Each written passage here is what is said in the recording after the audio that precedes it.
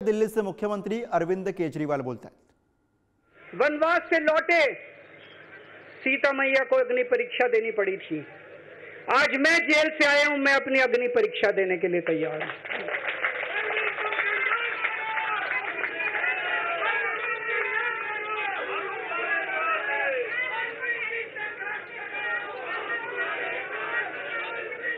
ये कुछ लोग बोल रहे हैं सुप्रीम कोर्ट ने कुछ कंडीशंस लगाई हैं, काम नहीं कर पाएंगे।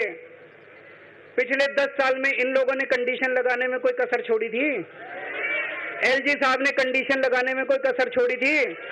केंद्र सरकार ने एक कानून, 2 कानून, 3 कानून, कानून पे कानून डाल के मेरी पावर छीन ली, पर आपके काम बंद नहीं होने दिए मैंने। ये कंडीशन हमारे लिए कोई वो नहीं रखती, कोई हमारे लिए अड़चन पैदा नहीं करती ये कंडीशन। इन कंडीशन को भी देख लेंगे, लेकिन मेरे लिए जो मायने रखता है वो है मैंने अपनी जिंदगी में ईमानदारी कमाई है। अगर आपको लगता है केजरीवाल ईमानदार है, जम के वोट दे देना मेरे पक्ष में। चुनाव के बाद सीएम की कुर्सी पे जाके बैठूंगा।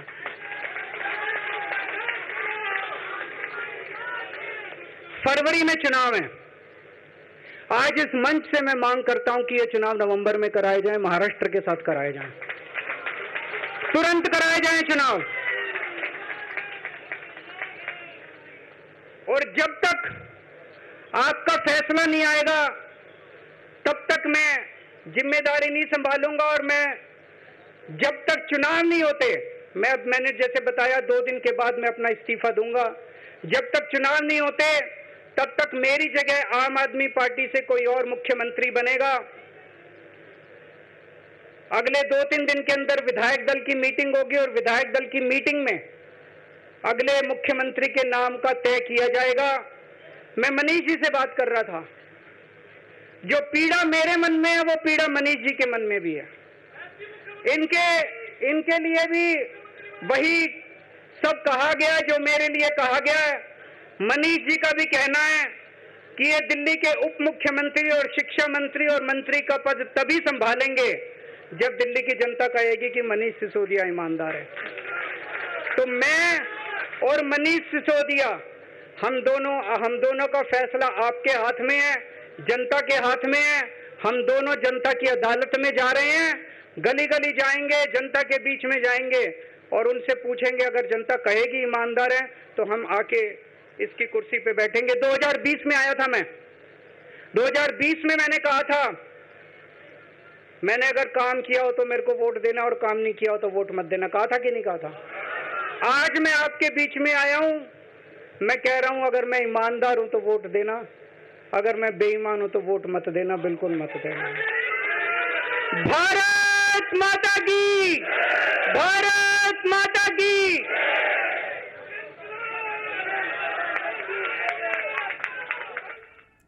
दिल्ली से मुख्यमंत्री अरविंद केजरीवाल यांनी मोठी घोषणा केलेली आहे। अरविंद केजरीवाल यांनी 2 दिवसांमध्ये मुख्यमंत्री पदाचा आपण राजीनामा देणार आहोत अशी घोषणा केलेली आहे। तुरुंगातून सुटल्यानंतर अरविंद केजरीवाल यांनी जनतेशी संवाद साधलेला आणि या संवादादरम्यान अरविंद केजरीवाल यांची ही मोठी घोषणा। अरविंद केजरीवाल हे दिल्लीचे मुख्यमंत्री म्हणून राजीनामा देणार आहेत अशी मोठी घोषणा केजरीवाल यांनी केलेली आहे। आणि त्यासोबतच मनीष सिसोदिया हे सुद्धा उपमुख्यमंत्री पदाचा राजीनामा देतील अशी घोषणा अरविंद केजरीवाल यांच्याकडून करण्यात आलेली आहे। मोठी घडामोड म्हणून याकडे बघावं लागेल। अरविंद केजरीवाल यांनी दिल्लीचे मुख्यमंत्री पदावरून बाजूला होण्याची घोषणा केलेली आहे। आज से 2 दिन के बाद मैं सीएम की कुर्सी से इस्तीफा देने जा रहा हूं।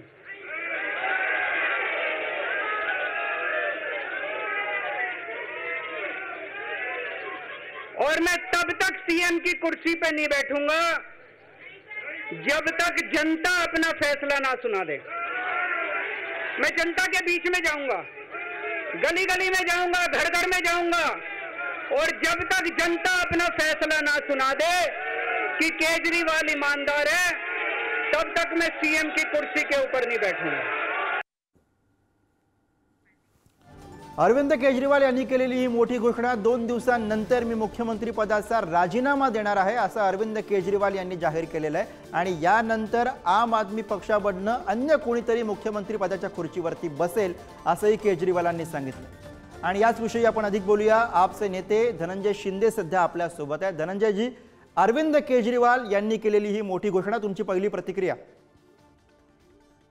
अरविंदजींनी ही घोषणा करायच्या अगोदर जे काही संबोधन करतायत ते जनतेला, लोकांना, कार्यकर्त्यांना, त्याच्यात त्यांनी सांगितलेलं आहे की मी जर इमानदार आहे असं तुम्हाला वाटत असेल तर तुम्ही मला मत द्या, तुम्हाला वाटत असेल मी इमानदार नाहीये तर मत देऊ नका। त्यामुळे आगामी निवडणुकीमध्ये तुम्ही जर मला प्रामाणिक आहे असं समजून मत दिलं, त्याच्यानंतर मग मी म्हणजे पुन्हा एकदा निवडणुकीच्या नंतर या संदर्भात विचार करेन असं त्यांनी स्पष्टपणे सांगितलेलं आहे। त्यामुळे केंद्र सरकारने अमित शहा आणि मोदी यांनी खोटे आरोप करून माननीय अरविंद केजरीवाल यांना तुरुंगात टाकलं। आम आदमी पक्षाला संपवण्याच्या दृष्टीने आमच्या बऱ्याचशा नेते मंडळींना खोटे आरोप करून त्यांनी ईडी आणि सीबीआयचा वापर करून तुरुंगात टाकलं आणि ते आता सही सलामत बाहेर आलेले आहेत।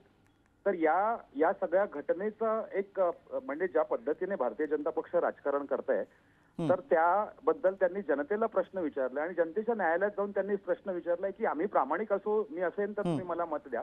आणि म्हणूनच ही पार्श्वभूमीवरती त्यांनी जनतेसमोर हे म्हणजे मांडलेलं आहे की मी 2 दिवसानंतर राजीनामा देणार आहे। अर्थात धन्यवाद धनंजयजी या प्रतिक्रियेसाठी। तर दिल्लीचे मुख्यमंत्री अरविंद केजरीवाल यांनी मोठी घोषणा केलेली आहे।